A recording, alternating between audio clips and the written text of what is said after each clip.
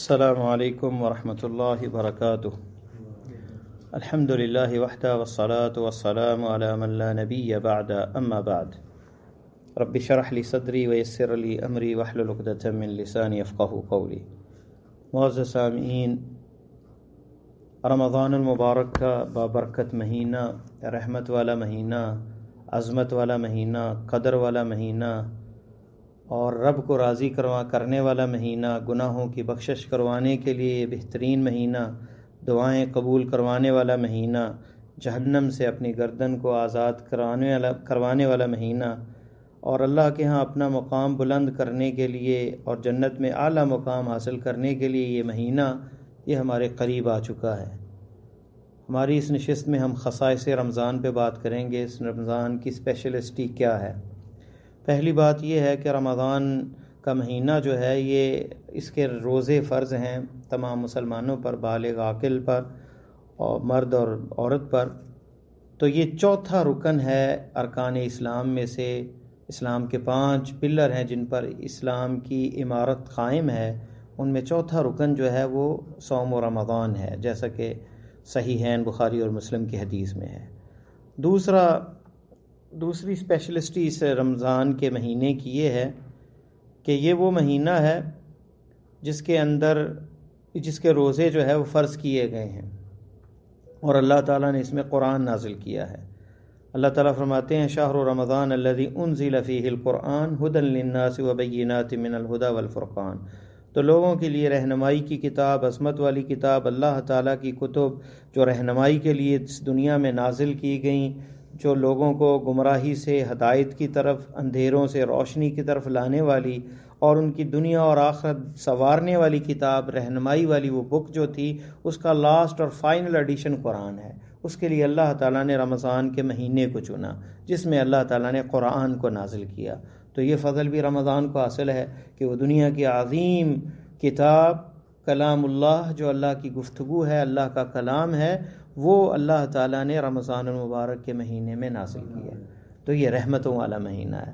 روزے کب فرض ہوئے؟ 2 سن ہجری کو رمضان کے روزے فرض ہوئے۔ تیسری جو چیز ہے، اس رمضان کے مہینے میں ایک ایسی اللہ تعالیٰ نے عبادت رکھی جو پورے سال کے اندر کہیں بھی نہیں، نہ کسی دن نہ رات، اس دن کے علاوہ، اس رمضان کے علاوہ پورے سال کے مہینوں میں وہ عبادت نہیں، وہ ہے لیلۃ القدر کی عبادت۔ لیلۃ القدر، عظمت والی وہ رات جس رات اللہ نے قرآن نازل کیا، اسے ایک رات کی عبادت 1000 مہینے سے بہتر ہے۔ 1000 مہینے کی عبادت سے بہتر ہے، یعنی کہ 1000 مہینے کے برابر ہے، اس سے بہتر ہے، اور وہ اپنے عمل کے حساب سے اللہ جتنا زیادہ اجر دینا چاہے دے دیتے ہیں۔ اللہ تعالیٰ سورہ قدر میں فرماتے ہیں انا انزلناہ فی لیلۃ القدر، بے شک ہم نے اسے یعنی اس کو قرآن مجید کو فرقان حمید کو لیلۃ القدر میں، عظمت والی رات میں اتارا۔ وما ادراک ما لیلۃ القدر، یہ اسلوب ہے قرآن کا، اور آپ کو کیا خبر کہ لیلۃ القدر، عظمت والی رات کیا ہے۔ پھر بتایا اس استفہام کا جواب، اس سوال کا جواب، لیلۃ القدر خیر من الف شہر، لیلۃ القدر، عظمت والی رات 1000 مہینے سے بہتر ہے۔ کیا ہے اس میں؟ تتنزل الملائکۃ فیہا، تتنزل الملائکۃ والروح فیہا، اللہ کے فرشتے اور روح الامین جبریل امین نازل ہوتے ہیں، باذن ربہم، اللہ کی اذن سے، من کل امر، ہر اللہ کا حکم لے کے۔ اس رات اللہ تعالیٰ 1 سال کی تقدیر جہاں لکھی گئی ہے، آسمان اور زمین اور پوری مخلوق کو بنانے سے پہلے لکھی گئی، اور سالانہ جو تقدیر ہے وہ لیلۃ القدر میں، فلاں رزق ملے گا، فلاں عمرہ کرے گا، فلاں حج کرے گا، فلاں رہے گا، فلاں فوت ہو جائے گا، یہ سارے فیصلے لیلۃ القدر میں ہوتے ہیں۔ تو اس رات کا اہتمام اللہ کے نبی صلی اللہ علیہ وسلم اتنا کرتے کہ اس کو ڈھونڈنے کے لیے، کیونکہ عشر الاواخر میں ہے، آخری 10 راتوں میں ہے رمضان کے، ساری 10 راتیں جھاگ کے گزارتے، شد میزرہ، اپنی چادر کس کے باندھ لیتے، وایقظ اہلہ، گھر والوں کو جگاتے، واحیا اللیل کلہ، پوری رات جاگتے، یعنی عبادت کے اندر، قرآن پڑھنے میں، نوافل پڑھنے میں، اللہ کا ذکر کرنے میں۔ تو یہ رات جو ہے یہ بہترین رات، یہ بھی خصائص رمضان میں سے ہے۔ اسپیشلسٹی رمضان کی یہ بھی ہے کہ اس میں یہ لیلۃ القدر ہے آخری عشرے میں۔ تیسری چیز، اور اس کے علاوہ یہ برکت والی رات بھی ہے، کیونکہ اللہ تعالیٰ فرماتے ہیں اِنَّا أَنزَلْنَاهُ فِي لَيْلَةٍ مُبَارَكَةٍ، ہم نے برکت والی رات میں قرآن کو نازل کیا، اور کون سی ہے؟ لیلۃ القدر۔ سورہ دخان میں اسے لیلہ مبارکہ کے ساتھ جو ہے وضاحت کی گئی۔ تو اِنَّا كُنَّا مُنذِرِينَ، تو لیلۃ القدر، لیلہ مبارکہ، شب برات تک کا کوئی کنسیپٹ نہیں ہے، ساری حدیثیں ضعیف ہیں، اور جو کچھ فضل لیلۃ البراء یا شب قدر کے بارے میں بتایا جاتا ہے وہ ساری فضیلتیں لیلۃ القدر کی ہیں، یعنی لیلۃ القدر جو رمضان کے آخری عشرے میں ہے۔ چوتھا جو خصائص رمضان میں سے ہے، اس کی اسپیشلسٹی یہ ہے کہ اس کے اندر روزے ہیں اور ان کا اجر بھی ہے، اللہ تعالیٰ نے بتایا، اور قیام اللیل بھی ہے اس میں، اور اس کا بھی اجر ہے۔ روزے کا ثواب حدیث میں آتا ہے کہ جس نے ایمان اور اللہ سے اجر کی امید کی حالت میں رمضان کے روزے رکھے، اللہ تعالیٰ اس کے اگلے پچھلے سارے گناہ معاف کر دیتے ہیں۔ من صام رمضان ایمانا واحتسابا غفر له ما تقدم من ذنبه، اور فرمایا من قام رمضان ایمانا واحتسابا، جس نے رمضان کا قیام کیا، جسے تراویح کہتے ہیں، اور یہی تہجد کی نماز ہے جو پورے سال میں پڑھی جاتی ہے، بس رمضان میں اسے تراویح کہا جاتا ہے۔ یہ قیام اللیل کا وقت، تراویح کا وقت پہلی رات بھی ہے، آدھی رات میں بھی ہے، اور آخری رات میں بھی ہے۔ تو اس کا کیا ثواب ہے؟ فرمایا جس نے رمضان کا قیام کیا ایمان اور اللہ سے اجر کی امید سے، اس کے بھی پچھلے سارے گناہ معاف ہو جاتے ہیں۔ لیکن اس کے لیے روزے فرض جو ہیں انہیں چھوڑ کے کوئی تراویح پڑھتا رہے اور فرض نہ کرے، تو پھر یہ فرض روزے نہ رکھے تو مناسب نہیں۔ نوافل کا اسی وقت فائدہ ہوتا ہے جب بندہ اللہ کے واجبات اور فرائض میں کوتاہی نہ کرے اور ساتھ یہ نوافل ادا کرے۔ فرائض کیونکہ اس سے چھوڑنے کا گناہ ہے، گناہ کبیرہ ہوتا ہے فرائض کو چھوڑنا، اور ایسے فرائض جو معلوم من الدین بالضرورہ، جیسے نماز ہے، روزہ ہے، ارکان اسلام میں سے۔ پانچواں جو اسپیشلسٹی ہے رمضان میں کہ یہ وہ مہینہ خاص ہے کہ اللہ کی رحمت جوش میں ہوتی ہے۔ اس رحمت کی وجہ سے کیا ہوتا ہے؟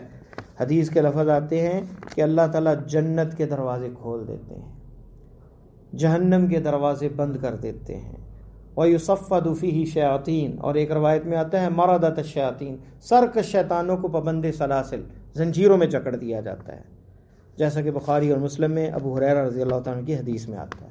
تو جنت کے دروازے کھولنا، جہنم کے بند کرنا، یہ اللہ کی رحمت پہ امید ہے کہ اللہ تعالیٰ چاہتے ہیں کہ لوگ جنت میں جائیں اور جہنم سے بچیں۔ شیاطین کو بند کرنا جو گمراہ کرتے ہیں، مطلب یہ ہے کہ ان کو پابند سلاسل کیا گیا تاکہ وہ لوگوں کو گمراہ نہ کریں اور لوگ نیکی کی طرف آئیں۔ چھٹا جو اسپیشلسٹی رمضان کی، ابو امامہ رضی اللہ تعالیٰ عنہ کی حدیث ہے، آپ نے فرمایا کہ اللہ کے آزاد کردہ ہیں جہنم سے عند کل فطر، ہر افطاری کے وقت اللہ جہنم سے گردنوں کو آزاد کرتے ہیں۔ یہ کہنا کہ رمضان کا پہلا مہینہ رحمت ہے، درمیانہ مغفرت ہے، آخری عتق من النار، اس طرح کی مشکات الشریف میں کوئی حدیث ہے، وہ ضعیف ہے حدیث۔ روز ہی اللہ تعالیٰ یہ رحمت کا مہینہ ہے، روز ہی مغفرت کا ہے، روز ہی جہنم سے اللہ تعالیٰ آزاد کرتے ہیں۔ اور یہ حدیث جو ہے اسے شیخ البانی نے صحیح ترغیب و ترہیب میں صحیح کہا ہے۔ اور دوسری حدیث ابو سعید رضی اللہ تعالیٰ عنہ کی، آپ نے فرمایا اللہ تعالیٰ آزاد کرتے ہیں فی کل یوم و لیلہ، دن کو بھی اور رات کو، یعنی رمضان کے اندر، اور ہر مسلمان کی ایک دن اور رات میں دعوت مستجابہ، دعا قبول ہوتی ہے۔ اسے شیخ البانی نے صحیح ترغیب و ترہیب میں صحیح کہا۔ تو اس حدیث میں کیا ہے؟ دعا قبول ہوتی ہے، دن اور رات میں اللہ تعالیٰ جہنم سے آزاد کرتے ہیں۔ ساتویں چیز جو فرمائی کہ رمضان سے رمضان تک جتنے گناہ ہیں، پہلا رمضان پایا اور میں ادا کیے فرائض، اور پھر دوسرا رمضان کو پا لیا اور اس کے فرائض ادا کیے، قیام کیا، دونوں کے درمیان پورے سال میں جو گناہ ہیں وہ بھی معاف ہو جاتے ہیں، جیسا کہ صحیح مسلم کے اندر حدیث ہے۔ اور نبی علیہ السلام نے فرمایا کہ 5 نمازوں کے درمیان جو غلطیاں ہیں وہ کفارہ ہیں، اور جمعے سے جمعے تک اور رمضان سے رمضان تک، اگر کبیرہ گناہوں سے بندہ بچ جائے۔ 8ویں اسپیشلسٹی رمضان کی یہ ہے کہ رمضان کے مہینے کے روزے پورے رکھنے کے بعد شوال کے بندہ 6 روزے رکھے تو گویا پورے سال کے روزے رکھے۔ یہ جیسے کہ ابو ایوب الانصاری کی حدیث صحیح مسلم کے اندر ہے کہ رمضان کی جس نے پورے روزے رکھے، پھر اس کے بعد 6 شوال کے رکھ لیے، اکٹھے رکھ لیے یا الگ الگ رکھ لیے، 6 رکھ لیے تو گویا اس نے پورے سال کے روزے رکھے۔ 9ویں اسپیشلسٹی یہ ہے کہ جیسا کہ حدیث میں آتا ہے کہ ابو داؤد، سنن ابی داؤد کے اندر ابو ذر رضی اللہ تعالیٰ عنہ راوی ہے، جو قیام اللیل ہوتا ہے، تراویح کی نماز ہوتی ہے، بندہ امام کے ساتھ شروع کرے، امام کے منصرف ہونے تک اس کے ساتھ مکمل پڑھے، ساری رات کا قیام لکھ دیا جاتا ہے، گویا ساری رات ہی تہجد پڑھی بندے نے۔ اور یہ حدیث کے اندر سارے حتی ینصرف کتب لہ قیام لیلہ، پوری رات کا قیام لکھ لیا جاتا ہے۔ آخری اور فائنل چیز جو بڑی عظیم چیز ہے، نبی علیہ السلام نے فرمایا کہ رمضان کے اندر جو ہے یہ اسپیشلسٹی، 10ویں اسپیشلسٹی کیا ہے کہ رمضان کے اندر عمرے کرنے کا ثواب حج کے برابر ہے۔ حدیث کے اندر آتا ہے ایک عورت، انصاری عورت جو اس نے حج نہیں کیا حجۃ الوداع میں، آپ نے کہا تم نے حج نہیں کہا ہمارے پاس سواری نہیں تھی، فرمایا رمضان آئے گا تو عمرہ کرنا اور عمرے کا ثواب حج کے برابر ہے، اور فرمایا ایک روایت میں حجۃ معیہ، گویا میرے ساتھ حج کیا ہے، اللہ کے نبی صلی اللہ علیہ وسلم کی معیت کے اندر جیسے حجۃ الوداع میں لوگوں نے کیا تھا، گویا اتنا ثواب ہے رمضان المبارک کے اندر عمرہ کرنے کا، حج کے برابر ہے۔ تو اندازہ کریں کتنا یہ فضل والا مہینہ ہے، کتنا برکتوں والا مہینہ ہے، اور جو اس کو ضائع کر دے پتہ نہیں زندگی میں دوبارہ موقع ملے یا نہ ملے۔ تو اللہ کی رحمتوں کا، اس کی مغفرتوں کا، معافی اور بخشش کا یہ مہینہ ضائع نہیں جانی چاہیے، اس میں بھرپور محنت کی ضرورت ہے۔ اللہ تعالی ہمیں رمضان المبارک کا مہینہ میسر فرمائے اور اس کے اندر نیک عمل کرنے کی توفیق عطا فرمائے، اور اللہ تعالی ہمیں کامیاب لوگوں میں کرے۔ السلام علیکم ورحمۃ اللہ وبرکاتہ۔